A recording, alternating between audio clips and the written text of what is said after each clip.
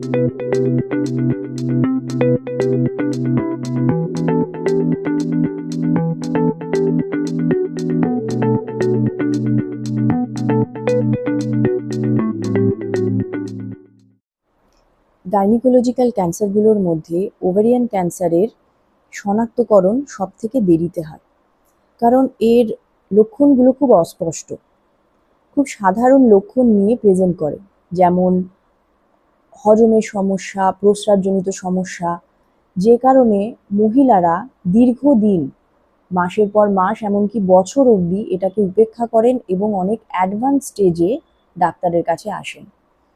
তো কোন লক্ষণগুলো দেখা দিলে আমরা বুঝবো আমাদের ডাক্তার কনসাল্ট করা উচিত? পেট ফোলা ভাব, পেটে টান টান অনুভব করা, সামান্য খাবার খেলেই বদহজম, বমি বমি ভাব, তারপর শ্রোণিতে ব্যথা বা তলপেটে ব্যথা, একটা ডাল পেন কন্টিনিউয়াস হচ্ছে বা মাঝে মধ্যে হচ্ছে, খাবার দেখলেই একটা অরুচি ভাব বা অল্প খাবার খেয়ে পেট ভরে যাওয়া, খিদে না হওয়া,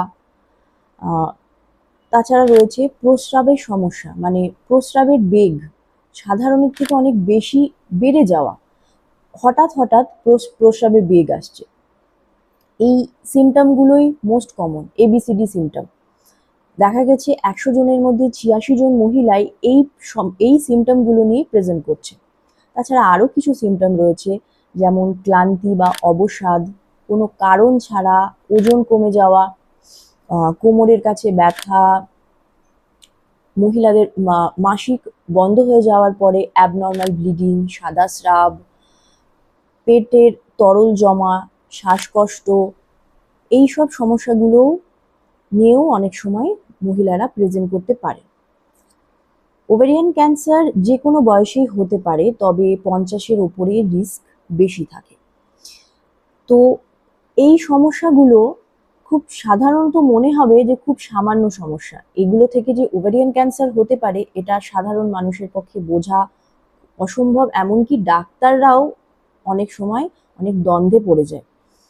তো সেই কারণে অনেক গবেষণা করে দেখা গেছে যে আমরা যদি সিমটম ডায়েরি মেনটেন করি তাহলে এই ওভারিয়ান ক্যান্সার ডিটেক্ট করা অনেক সহজ। কিছু বছর আগে অবধিও ওভারিয়ান ক্যান্সারের সিমটমগুলো বোঝা যেত না, যার জন্য অনেক দেরিতে এটা ডিটেক্ট হতো। একটা জিনিস মাথায় রাখতে হবে, ওভারিয়ান ক্যান্সারের ট্রিটমেন্ট রয়েছে, কিন্তু মেন সমস্যা হলো এটা সঠিক সময়ে ধরা পড়ে না। তো এই সিমটম ডায়েরিটা কি? সিমটম ডায়েরি হলো আপনার যে সমস্যাগুলো হচ্ছে সেগুলো আপনি একটা ডায়েরি বা মোবাইলের নোটপ্যাডে নোট করবেন। রেগুলার এটা মেনটেন করতে হবে এবং পার্টিকুলার ডেট দিয়ে মেনশন করতে হবে কতটা সিভিয়ার, কোন দিন, কোনো দিন হতে পারে খুব সামান্য সমস্যা হলো, কোনো দিন অনেক বেশি।